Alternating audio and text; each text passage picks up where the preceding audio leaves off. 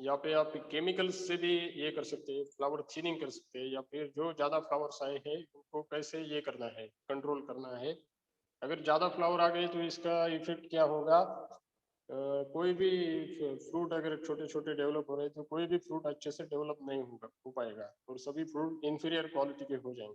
तो इससे बेहतर है कि हम कम ही फ्लावर रखें फ्रूट्स पे या ट्री पे, और जो भी कुछ फ्लावर है उनको अच्छे से केयर एंड मेंटेनेंस रखे, और अच्छा एक एक इंडिविजुअल फ्लावर से अच्छा यील्ड ले सके। तो इसके लिए फ्लावर थिनिंग या फ्रूट थिनिंग की भी प्रैक्टिस रहती है।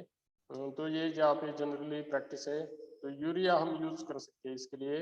दूसरा है ग्रोथ रेगुलेटर्स भी यूज कर सकते हैं, जैसे कि NA है 100 ppm, NAD है 24D है। तो ये सभी केमिकल्स और ग्रोथ रेगुलेटर्स यहाँ पे फ्लावर थिनिंग के लिए यूज होते हैं। तो यहाँ पे जो बाहर ट्रीटमेंट इसी तरह से दी है, तो इसमें क्या है, it is helpful for inducing flowering. तो बाहर ट्रीटमेंट में क्या दिया जाता है, स्ट्रेस दिया जाता है with help of. So stress के बाद क्या होता है, तो ये स्ट्रेस जैसे बताया आपको 45 to 60 डेज का हो सकता है, तो क्रॉप के हिसाब से ये डिपेंड है। तो बाद में उसको ऑर्गेनिक मैटर एप्लीकेशन, अच्छा इरिगेशन, अच्छा वाटर वगैरह देते हैं, तो बाद में फॉर्मेशन ऑफ न्यू शूट्स हो जाता है। ठीक है, तो ये इसमें बाहर ट्रीटमेंट में रहता है। दूसरा एक ये भी बाहर में आता है जिसको हम बेंडिंग बोलते हैं, बेंडिंग ऑफ शूट्स या बेंडिंग इन गावा बोलते हैं, ये टेक्निक है। तो यहाँ पे कैसे बेंडिंग होता है, तो जो इरेक्ट ग्रोइंग ब्रांचेस है उसको ग्राउंड पर ये करते हैं, थोड़ा डाउनवर्ड अर्थ की तरफ मूव करके उसको स्टोन ये कर देते हैं, टाई कर देते हैं। किसी भी एक ब्रांच को या दो या चार ब्रांच पकड़ कर भी एक स्टोन ये कर सकते हैं। तो इससे थोड़ा लोअर हो जाते हैं, और उसमें शूट्स में अच्छा एक्यूमुलेशन हो जाता है कार्बोहाइड्रेट्स का, बर्ड उसके एक्टिव हो जाते हैं, ताकि वो वहाँ पर अच्छा आपको फ्लावरिंग शूट्स आ सके, तो उधर अच्छा ऑक्सीजन का ये सिंथेसिस हो पाए, कार्बोहाइड्रेट रिजर्वर अच्छा हो। ठीक है। तो इस वजह से आपको अच्छा उधर से फ्लावरिंग मिल पाता है। ठीक है, तो यहाँ पे लेटरल बर्ड्स आपके एक्टिव हो जाते हैं, तो it will increase your flowering. तो अगर आपने गांव में देखा तो गांव में फ्रूट सेट इनिशियल तो फ्रूट सेट बहुत होता है, मतलब गांव में जो भी कुछ 100 अगर फ्लावर्स गावा प्लांट पे आ गए तो उसमें से 80 to 86 आपके फ्लावर्स आपको अच्छा फ्रूट यील्ड दे पाते हैं। ठीक है। दूसरा एक है, तो ये सभी फ्रूट्स वैसे नहीं रह जाते, आगे थोड़ा सा फ्लावर ड्रॉप या फ्रूट ड्रॉप हो जाता है। तो यहाँ पे क्या होता है, 35 to 50% only carry to maturity. Maturity तक आपके 100 में से 35 या 50% फ्रूट्स ही अच्छे रह पाते हैं, वो आपको फ्रूट यील्ड दे पाते हैं। मतलब कोई भी हो, इसमें फ्रूट सेट अच्छा है एज कम्पेयर टू सपोटा और मैंगो से भी। ओके, तो इन दोनों क्रॉप से बेहतर इसमें फ्रूट सेट आपको पाया जाता है। ठीक है, तो इन सीडलेस वैरायटी, इसमें सीडलेस वैरायटी भी होते हैं, तो as low as 6% to improve the fruit set. Okay, तो सीडलेस वैरायटी में ये बहुत ही कम होता है, मान लो 6% ही रहता है, 100 में से 6 फ्लावर से आपको फ्रूट यील्ड दे पाते हैं। तो यहाँ पे आप J3 का स्प्रे कर सकते हो, तो उससे आप फ्रूट या फ्लावर ड्रॉप आपको सेव कर सकते हो। ठीक है, या fruits take 105 to 140 days from flowering to maturity. Okay okay, तो यहाँ पे दूसरा spraying of J3 gibberellic acid, इतना 8000 ppm तक आप स्प्रे कर सकते हो to improve the fruit set. तो यहाँ पे ये गावा में ये दिया है, इसको फ्रूट डेवलपमेंट कर्व बोलते हैं। तो फ्रूट डेवलपमेंट कर्व भी होता है, जैसे कि हमने सपोटा में देखा फ्रूट डेवलपमेंट कर्व। तो सपोटा में ज़्यादा अच्छा डेवलपमेंट लास्ट के 3 महीने में ही अच्छा फ्रूट का 60% डेवलपमेंट लास्ट के 3 महीने में हो जाता है। तो अगर यहाँ पे देखो तो कैसे होता है, 80 to 86% of the flowers will set your fruits, यहाँ पे दिया है, और 34 to 56% आपको फ्रूट ड्रॉप होता है लेटर स्टेज में। तो मान दो मतलब 50% ही आपको जैसे आपने देखा 50% ही आपको फ्रूट यील्ड 100 में से 50 फाइनल स्टेज तक पहुंच पाते हैं, 35 to 50। तो यहाँ पे ये यही दिया है आपको इस स्लाइड में भी। तो it will take 3 to 3.5 month। वही जैसे कि डेज में अगर बताए तो 105 to 140 डेज। तो यहाँ पे एक ग्रोथ दिया है। तो यहाँ पे इनिशियल जैसे कि फ्लावरिंग यहाँ पे हो गया एक, तो यहाँ पे ऐसा डेवलपमेंट हो जाता है, ठीक है। जैसे कि ये डेज आफ्टर, तो यहाँ पे डेज दिया है और गावा का डायमीटर है। तो यहाँ पे इस हिसाब से मतलब फ्रूट का ग्रोथ हो जाता है। तो ठीक है, तो यहाँ पे डबल सिग्मॉइड ग्रोथ कर दिया है, तो इसको ज़्यादा डीप जाने की ज़रूरत नहीं है। तो दूसरा है पार्थिनोकार्पी। तो parthenocarpy it is due to ploidy difference. Parthenocarpy भी होती है, मतलब सीडलेस गावा भी यहाँ पे रहते हैं। तो ज़्यादातर ट्रिप्लॉइड वैरायटी रहती है इसमें, कुछ वैरायटी ट्रिप्लॉइड्स रहती है, वो आपको सीडलेस फ्रूट्स देती है।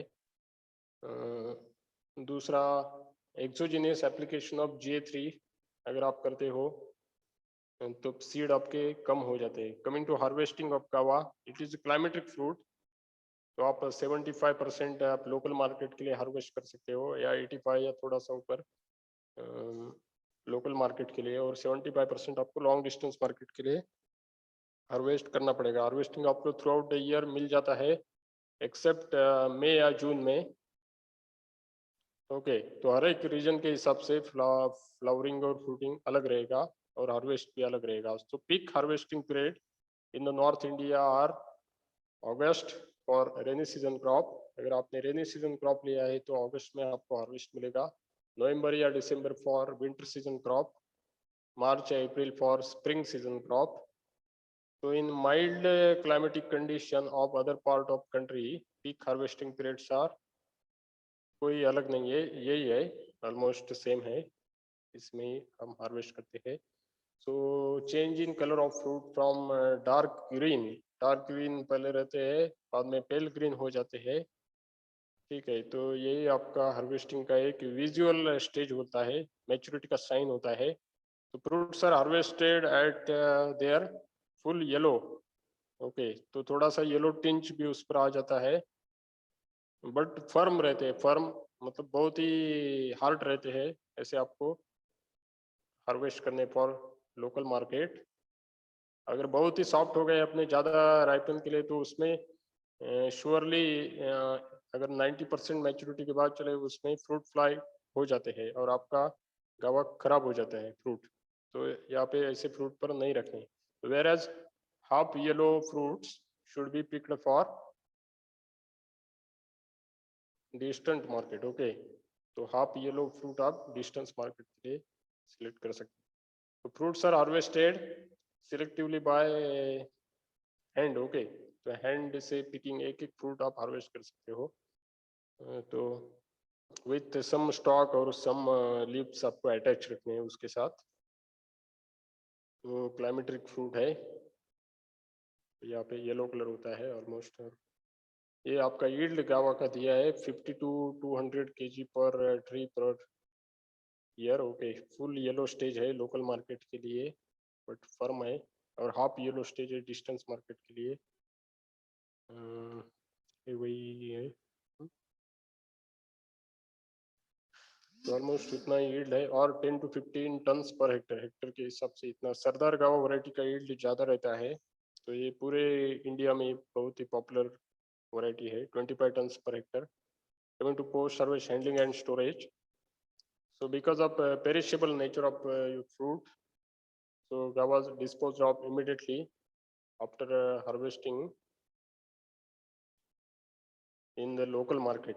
Okay, and very small quantity it will be sent to distant market. तो लोकल मार्केट ही ज़्यादा, क्योंकि ये बहुत ही पेरिशेबल होता है, कीपिंग क्वालिटी बहुत कम रहता है। सो और कोल्ड स्टोरेज में भी आप उसको रख नहीं सकते। However, you can improve the shelf life 20 days तक आप ऊपर लो टेम्परेचर में आपको रखना पड़ेगा, जैसे कि 5 degree centigrade, 75 to 85% of relative humidity. So it is possible. So it can be also stored for about 10 days at room temperature, 18 to 23 degree centigrade in polybags. Polybags में आप स्टोर कर सकते हैं, प्रोवाइडिंग प्रॉपर वेंटिलेशन. तो यहाँ पे ये दिया है. तो आप bamboo basket with dry lips आप यूज कीजिए, परफोरेटेड पॉलिथीन बैग्स आप यूज कीजिए लॉन्ग मार्केट के लिए. न्यूज़पेपर पैकिंग भी रहता है. सो 1 मंथ आप यहाँ पे रख सकते हैं. दूसरा एक storage method control atmospheric storage है यहाँ पे, जिसमें O2 हम कंट्रोल करते हैं. और यहाँ पे 3 to 5% O2 रहता है. और ये कार्बन डाइऑक्साइड मेंटेन करते हैं. और टेम्परेचर उसका 15 to 25 डिग्री सेंटीग्रेड. तो ऐसे भी ये आप उसको स्टोर कर सकते हैं. ठीक है. तो प्री हार्वेस्ट आप एक कैल्शियम नाइट्रेट का स्प्रे यूज कर सकते हैं. तो deep fruits Na solution, KMNO4 solution, यहाँ पे आपको फ्रूट्स को थोड़ा प्रोटेक्शन देते हैं पोस्ट हार्वेस्ट में ऑपरेशन के लिए. तो यहाँ पे कमिंग टू क्रॉप प्रोटेक्शन, जैसे कि गांव में बहुत सारे पेस्ट पाए जाते हैं, fruit fly, mealybugs, scale insect, stem borer, nematodes. Coming to different diseases like guava wilt. यहाँ पे सिम्टम्स दिए गए हैं, wilting of stem, yellowing of leaves of plant. Management यहाँ पे रिमूव एंड बर्न, क्योंकि ये वायरल इन्फेक्शन होता है ज़्यादातर. बोर्डेक्स मिक्सचर आप यूज कर सकते हैं और बाविस्टिन मिक्स यूज कर सकते हैं. तो टॉलरेंट रूट स्टॉक आप यूज कर सकते हैं, विल्ट टॉलरेंट. रेजिस्टेंट वैरायटी भी यूज कर सकते हैं. एंथ्रेक्नोज है यहाँ पे. ब्लैक नेक्रोटिक पैचेस डेवलप होते हैं लीव्स पे. डायबैक होता है प्लांट में.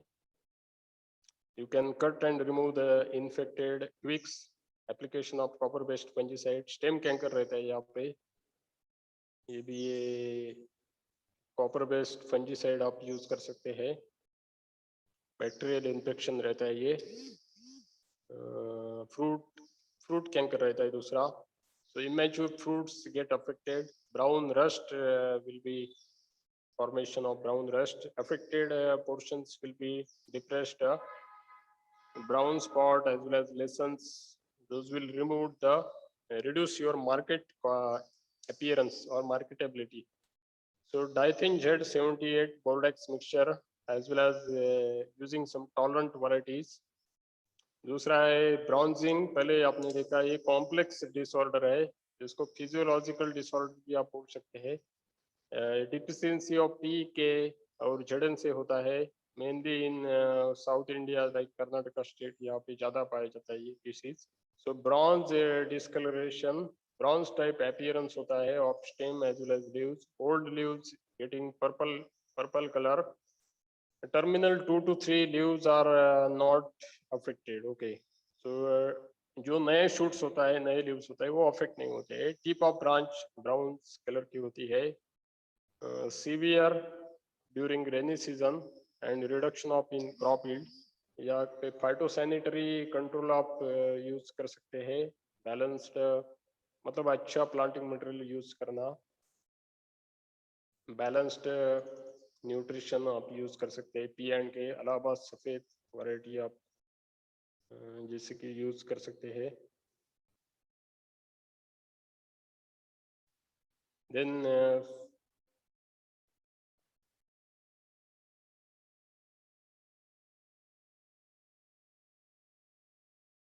यहाँ पे न्यूट्रिशनल फेटिव डिसीज, न्यूट्रिशनल डिसऑर्डर है ये. Deficiency due to organic matter, nitrogen, zinc, boron. यहाँ पे सिम्टम्स जैसे कि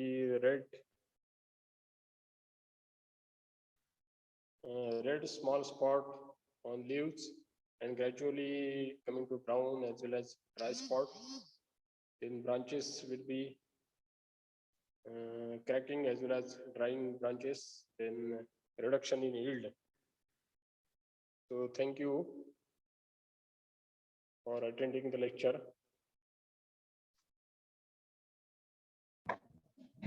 Thank you so much, sir. Thank you. तो आपको कुछ डाउट है इस क्रॉप में तो आप पूछ सकते हैं। ठीक है, कुछ डाउट है आपको? तो No, sir. ठीक है, तो अगले वाले क्रॉप में किसी भी आपको डाउट होगा तो आप पूछ सकते हैं। ठीक है, और एक ये है कि एक फ्राइडे में क्लास रहता है, लेक्चर रहता है सुबह। तो इस फ्राइडे में नहीं ले पाऊंगा, तो फ्राइडे की वजह से मैं सैटरडे इवनिंग को अरेंज करता हूँ आपका लेक्चर। कोई दिक्कत है आपको? Hello? No, sir, not at all. हाँ, तो फ्राइडे में नहीं लूंगा, मेरा एक इवनिंग को लेक्चर है समर स्कूल में, तो थोड़ा सा मुझे अभी तक प्रिपेयर नहीं किया मैंने, प्रिपरेशन मुझे करना है। तो ठीक है। ठीक है, सर।